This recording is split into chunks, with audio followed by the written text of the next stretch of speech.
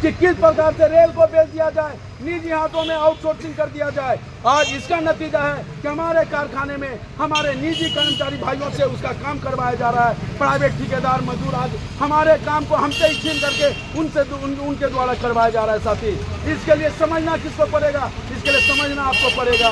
आज हमारे देश में आपको पता है कि रेलवे अमेंडमेंट बिल 2024 को लागू कर दिया गया है। साथी, अगर इसको आज नहीं रोका गया तो भारत में हमारा जो भारतीय रेल जो इतनी बड़ी भारतीय संपत्ति का जो हृदय माना जाता है, उसमें हृदयघात हो जाएगा। साथी, अगर आप इसमें जागरूक नहीं होइएगा। साथी, आज आपको पता है आज हम लड़ाई लड़ रहे हैं न्यू लेबर कोड के खिलाफ में। और न्यू लेबर कोड क्या है, बहुत साथी यहाँ नहीं जानते होंगे। नए श्रम कानून क्या है, मैं आपको बताना चाहता हूं।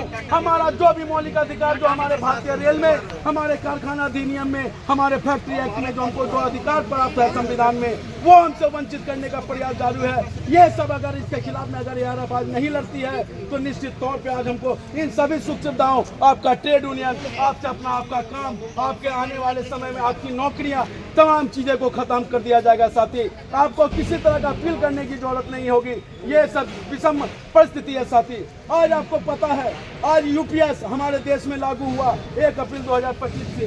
भारतीय राजकोष से भी जारी होगी आप सबके बीच में।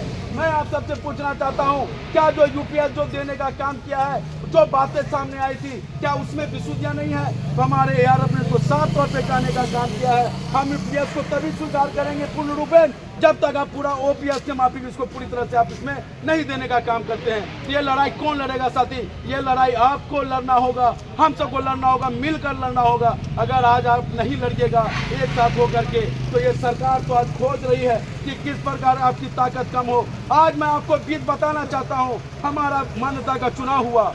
हमने तो बोला था कि UPS में हमने 3 चीजों को लेने का काम किया और आज भी हम संघर्षरत हैं। आज उसके लिए इकट्ठा हुए हैं। आज आने वाला जो कमियां उसके लिए संघर्ष जारी रखेंगे। लेकिन जो साथी आपसे बोल करके जो पुराना पेंशन दिलवाने का बात किए, मैं आप सबसे बोलना चाहता हूं, आप उनसे क्यों नहीं पूछते हैं जा करके कि 3 महीने हो गए ये चुनाव को हुए आपने क्या अभी तक एक भी प्रदर्शन किया है OPS को पाने के लिए? साथी, ये काम कौन करेगा? ये आपको करना होगा, आपको पूछना होगा।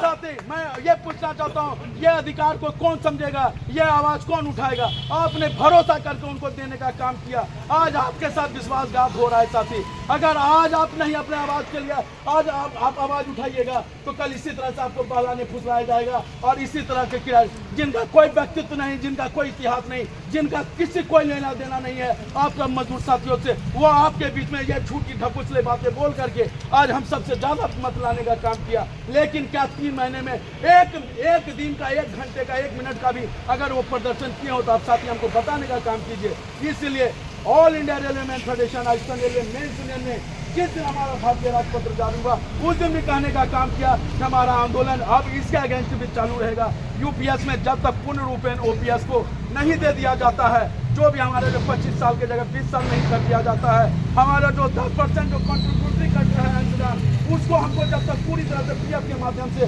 नहीं दिया जाता है, हम तब उसके संघर्ष जारी रखेंगे। और जो सबसे मेन बातें हैं कि आज हम कर्मचारी हैं, हमको अधिकार है कि हम अपने इसको VRS हम चयन कर सकते हैं। अगर VRS हम लेते हैं तो उस दिन से सरकार को पेंशन देना होगा। साथी, ये हमारे ARF ने ले लिया है एजेंडा में। तो आप बताइए, हम झूठी बातें आपके बीच नहीं करते हैं, आपके बीच में जो सही है वो बताने का काम करते हैं। तो हम गलत हैं क्या? कि कौन गलत है आप बताइए। आज आप UPS को समर्थन करते हैं, आपने OPS का गाना गा दिया, लेकिन आज OPS 3 महीना हो गया, एक लड़ाई नहीं लड़ेगा। साथी, लिख के ले लीजिए आप लोगों से, ठीक है? आप यही बोलना चाहते हैं। आज हमारा एक सोच है, हमारा सोच है कि आज जो हमारा ARF सोचता है कि हमारा कर्मचारी जो काम करता है उसके माता पिता को सुविधा पास एवं मेडिकल की सुविधा मिलना चाहिए। ये हमारा सोच है ARF का। और ये लड़ाई